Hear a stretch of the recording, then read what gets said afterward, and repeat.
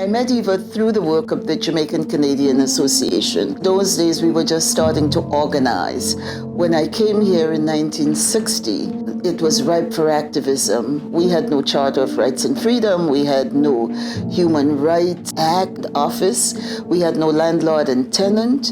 We had no police community relations working for us. We had no education, school board, parents working together. Even when Jamaicans came to Canada at first, with housing and that, it was bad. You couldn't get places to live, and they would tell you it's vacant, but by the time you get there and they see you, they'd be saying it's already taken. Sometimes the only way we made the system listen was really through what could be called confrontation. You had to show the evidence, and you had to say, come, let me show you. Those days, the schools were not open to the public. Teachers didn't want didn't want the community come and sit in their classroom and touching their chalkboard or using their books. And so it was a lot of activism that caused the system to open up.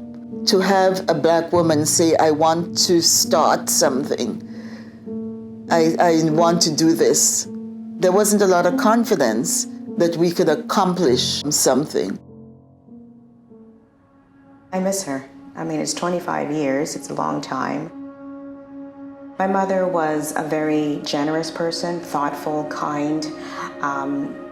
She was very proud. She was proud of her heritage, being a Jamaican, being a Black woman. After Eva's death, she was so sadly missed because of all the things she used to do and her drive and energy and passion. Eva was very, very interested in youth and what was happening to them. That was one of the reasons, I think, why Eva worked with the North York School Board at Vanier Secondary, because she was the one that was able to go in and work with the kids, and she could get to them what some of the teachers couldn't do. Her mission was to make sure that none of these children fell through the cracks, and that we as a community had a responsibility to help them, to nurture them, to provide openings for them. Her focus primarily was Black youth. That was her focus. That's what she wanted. That's where she saw the need. Unlike most people, most immigrants who come to Canada, people from the Caribbean, especially Jamaica, does not move as a family. So they leave their kids with their grandparents because we're going to send for the boys and the girls next year. Next year turn into 2 years, 3 years. The kids down there are growing. 5 years later, or 4 years later, she's able to take up the oldest girl. They come and they meet a new family. Some of these parents did not know how to handle the situation, how to fuse the two families together. And, all hell breaks loose sometimes. It moved from one thing to the other as she saw the need and realized that these children weren't going to do well in school if they didn't have a stable home life. She was very tough, very strict, and she was also very strict with parents. So I'll say to her, so-and-so didn't come last week, or so-and-so had to leave early, or whatever, and she'll go right after the parent. Fearless. She was smart, but she was fearless. There was a rule in my family: what hurt one of us hurt all of us. And that attitude I have taken with me, and I have helped the kids to understand, whether you're from Jamaica, whether you're from Trinidad, or you're a Canadian, you are all in the same boat. Therefore, what hurt one of us hurt all of us.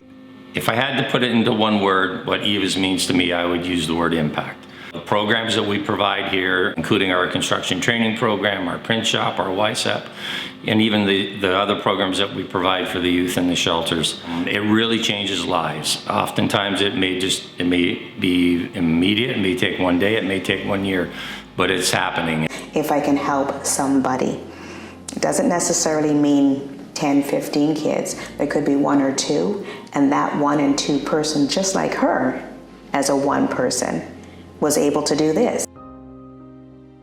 we all know, the legacy of Mama Eva, I call her Mama Eva, and her middle name being Maud, that's my middle name, that's a battle warrior. She fought a good fight.